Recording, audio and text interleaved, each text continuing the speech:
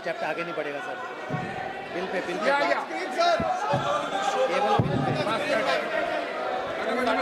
Sir, sir, here is a newspaper माननीय article. सदस्य,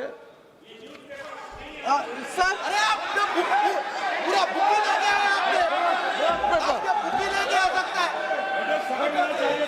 sir, written by a respected माननीय journalist. सदस्य, I will authenticate using this, sir. आप माननीय सदस्य प्लीज इसको छोड़ दें। नहीं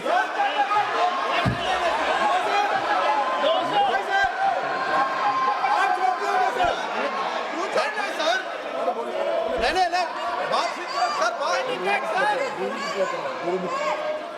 सर, अगर जोशी जी अपने बयान का इस खंडन कर विधेयक रहे पर ही हैं क्या? चर्चा होगी।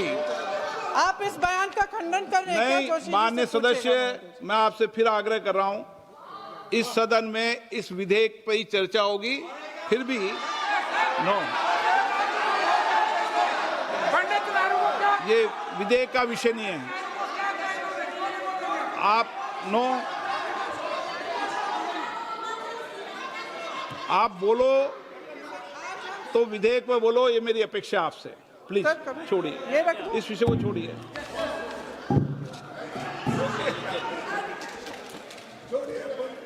आज हम सदन पटल पर एक ऐसे विधेयक में संशोधन पर डिबेट कर रहे हैं जो 2024 में पारित हो चुका था, और इसमें मुख्य संशोधन यही है कि पेपर लीक के अन्य अपराधों के लिए सजा बढ़ाई जाएगी। मगर जब से ये विधेयक पारित हुआ तब से अब तक इस सरकार ने एक भी अपराधी को सजा नहीं दी। आपने देखा है कि कल और परसों से फेस रिकॉग्निशन द्वारा प्रदर्शन करने वाले बच्चों के नाम और पते सार्वजनिक किए जा रहे हैं, मगर यही काम पेपर लीक करने वाले अपराधियों के लिए अभी तक नहीं किया गया। ना इस विधेयक में पेपर लीक रोकने के कोई ठोस कदम है। इससे देश के युवाओं का भरोसा कैसे बनेगा?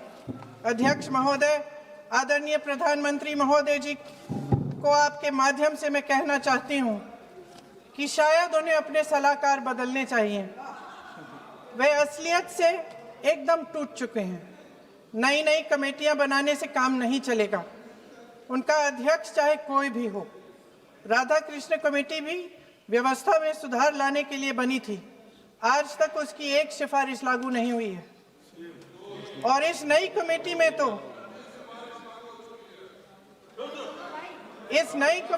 तो एक एक्स-आईबी चीफ, अरे बात फिर चिल्लाएंगे, एक एक्स-आईबी चीफ, एक आईटी कंपनी के मालिक और एक गौमूत्र के विशेषज्ञ भी हैं।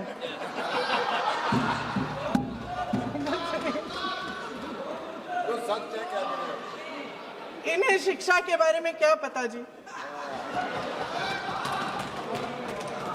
सर, सच है। आप आज मेरे से नाराज हो रहे हैं। बस मुस्कुरा लीजिए। उनको आपने भी चुनाव लड़ा।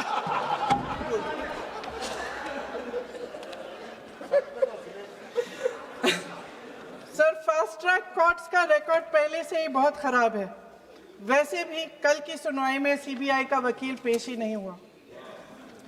संसद में विपक्ष को दोषी ठहराने से, खोखले राजनीतिक खेल खेलने से काम नहीं चलेगा। आप जेन जी का भरोसा वापस जीतना चाहते हैं तो नए एंगल से, अपने फोन से नए वीडियो बनाने से नहीं होगा।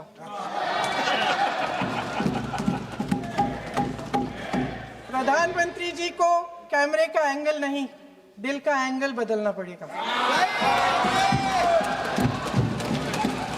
ये जेनरेशन जागरूक है, समझता है, झूठ पहचानने की उसकी अपार क्षमता है। इनका दिल और दिमाग जीतने के लिए आपको सच्चाई पर उतरना पड़ेगा। आपके शासन के चलते इस नौजवान पीढ़ी के साथ घोर अन्याय हुआ है, बर्बरता हुई है। इस सच्चाई को स्वीकार करिए। अपनी जिम्मेदारी से पीछे हटने से काम नहीं चलेगा। आदरणीय प्रधानमंत्री महोदय जी, आपको जिम्मेदारी लेनी पड़ेगी, ठोस कदम उठाने पड़ेंगे। शिक्षा विशेषज्ञों को इकट्ठा कीजिए, छात्रों, अध्यापकों, सभी स्टेक होल्डर्स को साथ लेकर अन्य विचारधाराओं के थॉट लीडर्स के साथ गहरी चर्चाएं करवाकर एक नई शिक्षा प्रणाली तैयार कीजिए। मौजूदा नेशनल एजुकेशन पॉलिसी में 8 महीने तो एग्जाम चलते हैं, अध्यापकों को पढ़ाने का समय नहीं मिलता। सिर्फ आरएसएस के लोगों से भरने की बजाय सिस्टम को शिक्षित, एजुकेटेड, उन्नत और उदार दृष्टिकोण के लोगों से भी भरिए, जिनकी योग्यता सिर्फ उनकी विचारधारा न हो। रोजगार पैदा करने के सख्त कदम उठाइए, इस पर फोकस करिए। मेडिकल कॉलेजेस की संख्या बढ़ाइए, चिकित्सा शिक्षा का विस्तार कीजिए, ताकि ये बच्चे जो मेहनत कर कर के भी अपने भविष्य नहीं बना पा रहे हैं, एक उज्जवल भविष्य का सपना देख पाए। अध्यक्ष महोदय, छात्रों को सड़क से हटाया जा सकता है, लेकिन उनके सवालों को नहीं। हर लाठी जो किसी लड़की पर, किसी लड़के पर चली है, वे बच्चों की पीठ से ज्यादा सरकार की साख पर पड़ी है। देश के नौजवान न्याय मांग रहे हैं, भीख नहीं। वे यहाँ सरकार गिराने नहीं, अपना भरोसा बचाने के लिए आए थे। अध्यक्ष महोदय, आपके माध्यम से मैं सरकार को कहना चाहती हूँ, अपनी साख बचाइए, अपनी नीयत ठीक करिए, अपनी अकड़ का इलाज कीजिए, अपने वादों पर अमल कीजिए। आपके शासन में हमने बड़ी बड़ी चोरियां देखी हैं। चुनाव में वोटों की चोरी, राम मंदिर में चंदा की चोरी, आपके उद्योगपति मित्रों द्वारा देश की संपत्ति की चोरी, किसानों की जमीन की चोरी, लेकिन सबसे बड़ी चोरी, हाँ ठीक है, सबसे बड़ी चोरी तब हुई। कहिए, बोलिए।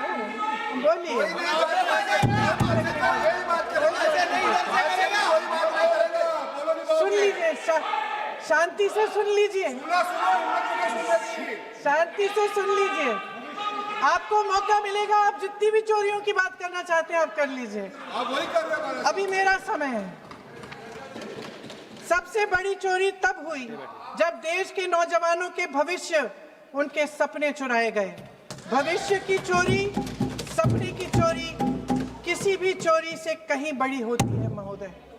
अगर देश का युवा निराश हो जाए, अगर देश का युवा निराश हो गया, उसकी उम्मीद टूट गई, तो सबसे बड़ी हार भारत की हार होगी। और हम कांग्रेस और विपक्ष के लोग जान दे देंगे, मगर भारत की हार नहीं होने देंगे। जय हिंद। सर, अब तो मुस्कुरा लीजिए, भाषण खत्म।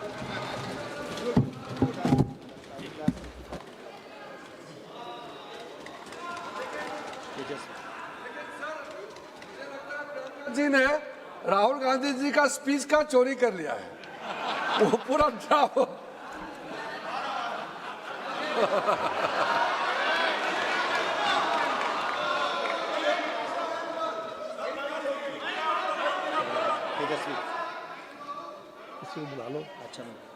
तेजस्वी सूर्या।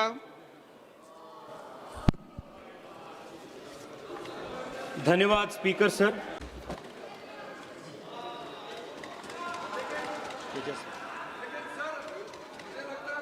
जी ने राहुल गांधी जी का स्पीच का चोरी कर लिया है, वो पूरा ड्रामा।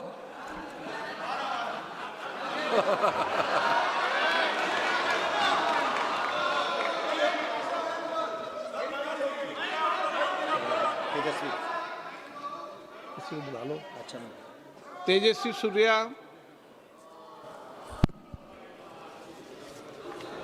धन्यवाद स्पीकर सर। एक बहुत महत्वपूर्ण और संवेदनशील विषय पे बोलने के लिए आप मुझे मौका दिए हैं। अध्यक्ष महोदय, पूरे देश के युवा इस संसद की ओर, हम सब की ओर देख रहे हैं। इस बहस से, इस चर्चा से क्या निकल कर आएगी। उस आम युवा जो घर से इस सदन को देख रहे हैं, उनको ये तूतू मेमे से कुछ फर्क नहीं पड़ता है। He is not concerned about किस सरकार में क्या हुआ, पिछले इतिहास में क्या हुआ, प्रदेशों में जब कौन राज कर रहा था तब क्या हुआ, उनको इससे कुछ फर्क नहीं पड़ता है.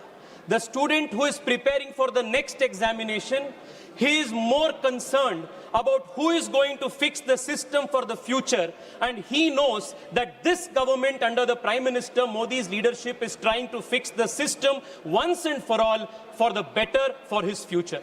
अध्यक्ष जी, एजुकेशन इस देश में एक ऐसा एक महत्वपूर्ण लैडर है समाज में आगे बढ़ने के लिए, सक्सेस पाने के लिए, और आम परिवार को, ऑर्डिनरी परिवार को शिक्षा के अलावा दूसरा रास्ता होते ही नहीं. बाकी जो परिवार होते हैं, अमीर परिवार से आते हैं बच्चे, उनको कई सारे रास्ता होते हैं. पापा के बिजनेस होता है, उनको लाइफ में ऑप्शन बी, ऑप्शन सी कई सारे होता है. जो आम परिवार से जो बच्चे होते हैं उनको ऑप्शन बी, ऑप्शन सी नहीं होते अध्यक्ष जी. उनको एग्जाम के तैयारी करना पड़ता है, शिक्षा के माध्यम से ही उनको जीवन में आगे जाना पड़ता है. और शिक्षा और एग्जामिनेशन एकमात्र ऐसा व्यवस्था है देश में जहां आपके सरनेम ना पूछा जाता है, जहां आपके परिवार का पर कैपिटा इनकम ना पूछा जाता है, आपके कास्ट, आपके बैकग्राउंड, आपके फाइनेंशियल बैकग्राउंड कुछ पता नहीं, पूछा नहीं जाता है. सिर्फ और सिर्फ आपका मेहनत के आधार पर आपको वहां एक अपॉर्चुनिटी मिलता है. और इसलिए अध्यक्ष जी, जब शिक्षा में और एग्जामिनेशन में मैल प्रैक्टिस जब होता है, जब पेपर लीक होता है, तब एक सिस्टम में वो सिर्फ एडमिनिस्ट्रेटिव लैप्स नहीं होता है, वो एक विश्वासघात होता है. It is a breach of trust. और इसलिए जब नीट की जो लीक हुआ, माननीय प्रधानमंत्री जी ने कहा, he said that this is a crime, ये पाप है, और तुरंत सरकार ने शॉर्ट टर्म में, लॉन्ग टर्म में इसको सुधार करने के लिए प्रयास किए हैं. What did we do right after the examination paper leak? Immediately we took 3 steps. First, to ensure justice. Cases दर्ज हो गया, सीबीआई जांच हुई, पूरे देश में इसके ऊपर जो किए थे उनका अरेस्ट हुआ. This was to ensure justice. Second, re-NEET हमने की, and we did it in a record time, ताकि बच्चों का एक पूरा एकेडमिक साल खराब ना हो. Re-NEET was conducted. This was the primary responsibility of the government, and we delivered on that. Second, and third and most important, Adhyakshi, was bringing in reforms to strengthen the NTA and make sure that the next NEET, whenever it happens, will not fail the students. प्रधानमंत्री जी इसलिए 2 बड़े कदम उठाए. One, we have declared that the next examination will be a computer-based examination on the basis of how IIT JEE exams take place. A very big examinations reform.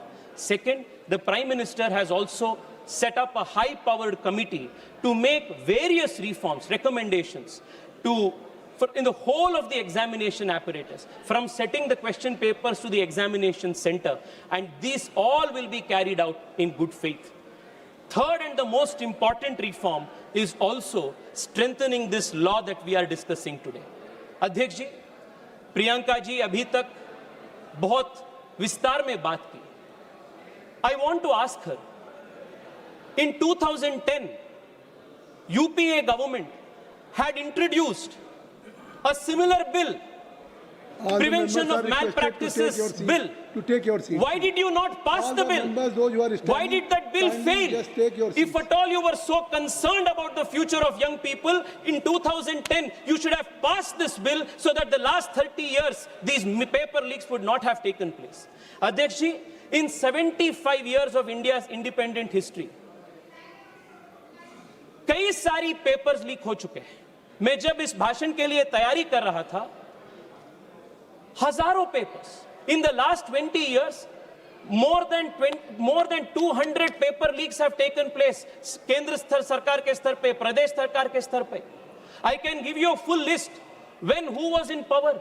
But is that going to solve the problem? The student does not need politics. He does not want solution. He does not want slogans. He wants solution. And this bill that Prime Minister Modi is bringing today is the solution. It is 30 years late, but for the first time in the country's history, 70 years के बाद एक special कानून examination के बारे में पारित हो रहा है. All of these whiles, Priyanka ji asked a question. Why has there been no conviction? Priyanka ji, मैं आपको बताना चाहता हूं, कन्विक्शंस इसलिए नहीं होता था क्योंकि एक स्पेशल कानून इसके लिए नहीं था. आप 2010 में इसको इंट्रोड्यूस किए थे, पास नहीं किए थे. हम इस बार इसको पास कर रहे हैं. This is the reason.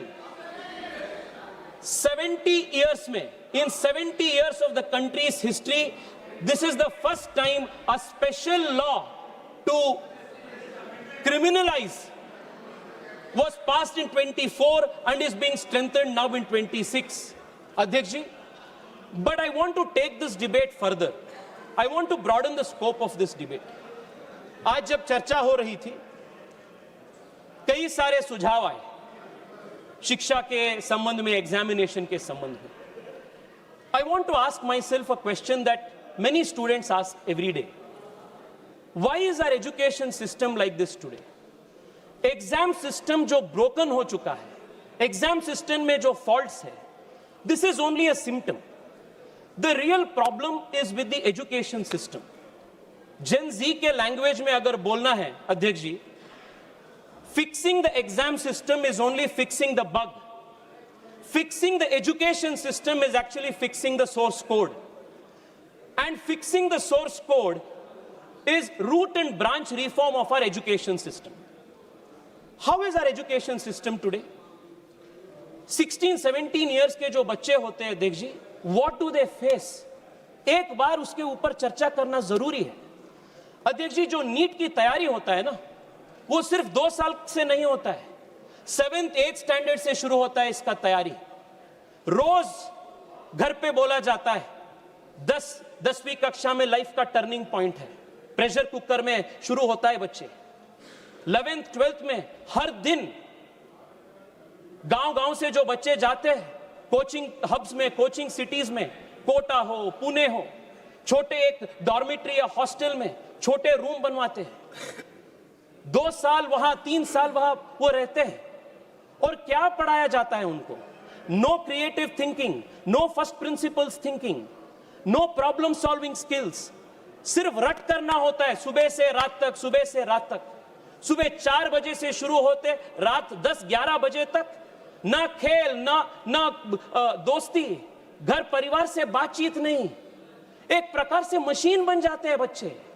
और जब बच्चों को वीकेंड पे या उनको समर में 10-15 दिन का छुट्टी मिलता है, जब घर पे जाते हैं सब रिश्तेदार उनसे पूछते हैं एग्जाम के ठीक तैयारी हो रहा है ना, कितना होगा रैंक, इस बार अच्छा मार्क्स होगा ना. और कंपैरिजन होता है. जो पड़ोसी का बच्चा होता है उनके साथ कंपैरिजन होता है, दो रिश्तेदार का बेटी होता है उनके साथ कंपैरिजन होता है. अध्यक्ष जी, 16-17 इयर्स बच्चा, what is the stress that we are putting into. और मैं प्रियंका जी को आज मैं रिक्वेस्ट करना चाहता हूं, प्रियंका जी, आपने ये एजुकेशन सिस्टम के बारे में इतना टिप्पणी की ना, ये एजुकेशन सिस्टम किसका लेगेसी है? ये एजुकेशन सिस्टम में बोलता हूं 34 इयर्स से जो नए शिक्षा नीति को आप नहीं लाए थे, this is the old education system which is producing clerks, which is producing no original thinking. आज देश में एक बड़ा प्रश्न उठा रहा है अध्यक्ष जी,